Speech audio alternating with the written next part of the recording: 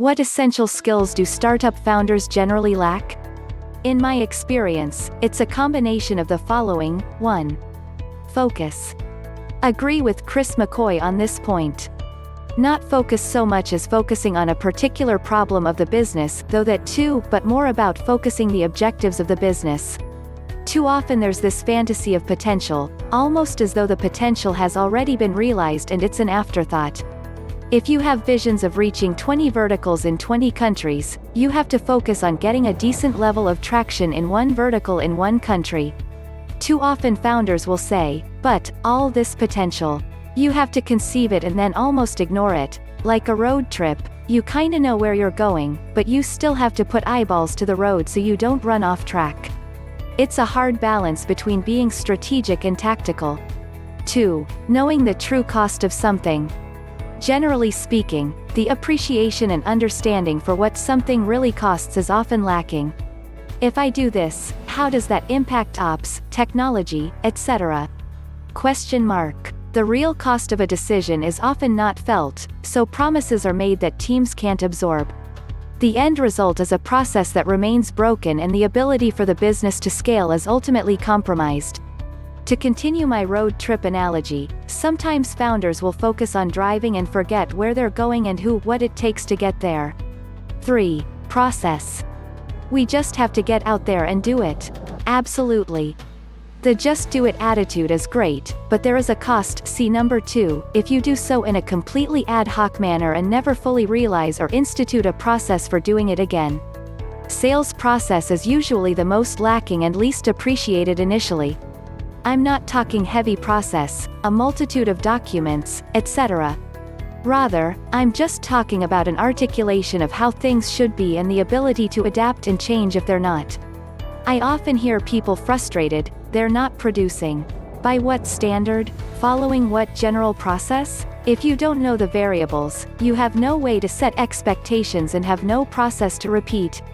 4. Recruiting. I think this ends up smacking most first-time founders in the face rather quickly. A great idea doesn't mean that great talent simply swarm to you. Attracting and keeping the talent you need to realize the goals of the business is tough, and oftentimes founders will burn through people before they realize this. If I had to account for what I think is most destructive, this would be it. Surprisingly, good product design skills, which might be the most important of them all. Let's face it, without a well-designed product you aren't going anywhere. Here's my advice. Designer wanted 10 years ago, it wasn't uncommon for engineers to both design and build an application.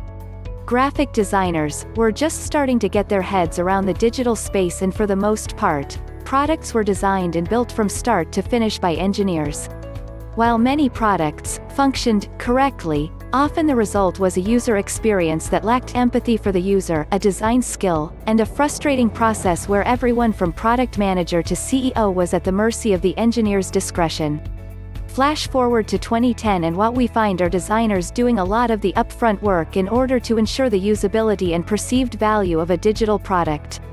More than anything, what designers bring to a project at the beginning is insurance that what you're about to build will be successful. How do they do this? They apply design thinking. Take risks at the early stages when there's room for error. Conduct research to understand the target audience's goals, behaviors and attitudes. Test ideas to gather immediate feedback and make any course changes early. Challenge a product or service's usability, feasibility and perceived value. All this begins before one line of code is ever typed. Rather than hiring a bunch of engineers to start building from the get-go, the focus is on product discovery via high-fidelity prototype, HTML with light scripting or Flash, that mimics the user experience. Like building a house, the first step isn't to begin pouring the foundation, but to work with the architects to create a plan and test the design with a prototype before the construction team shows up. Start out with a good product manager and designer and consult the rest. Between your product manager and designer, you should be able to get your vision off and running, keep costs down and hopes up. Fail quickly and early and cheaply. One of the design thinker's mantras is, fail quickly and early. That's right, go ahead and fail, just do it while it's cheap and easy to do so. Prototypes, both low fidelity and high fidelity, are a great way to safely test out ideas early in the process. Have a wacky idea that might just be the next Twitter? Test it. Had a heated argument about the validity of a certain feature? Test it. With interactive prototyping tools like Axior and the soon-to-be-launched Adobe Flash Catalyst, you can put together a wireframe prototype in no time in order to test your vision. And if your idea turns out to be a complete flop? Well, better now than later when it could cost you weeks of code or sending an apology letter to your user base. Feasible, usable, valuable. So, you have a prototype that matches your vision perfectly and, in your mind, appears to be a Facebook killer. Now's the time to be asking yourself the following: is the product feasible? Somebody grab the technologist, because we need find out if what we're proposing is even technologically possible or if we are light years away. Bringing a technologist into the equation early has both its advantages and disadvantages. In this case, it's important to understand now whether or not your concept has wings. A good technologist will also provide insight into what else is possible, i.e., did you know we could? On the other hand, some technologists may have a narrow view of what's possible, and you can run the risk of killing innovation. The initial iPad feedback coming from the tech community is an example where technologists don't see the value in what could be a game changer for the industry.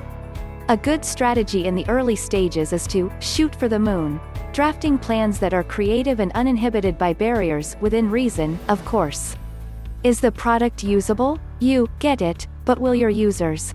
Designers like to use fancy words like heuristic evaluation to describe testing the usability of a product. Some quick heuristics to test are user control and freedom, consistency, error prevention, efficiency, and aesthetics. Again, a prototype along with direct observation of test participants are used to grade the usability of a product.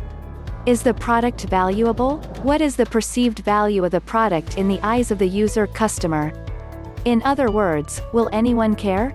An invention only becomes an innovation once others recognize the value of it. Does the world need another Facebook or MySpace? Probably not.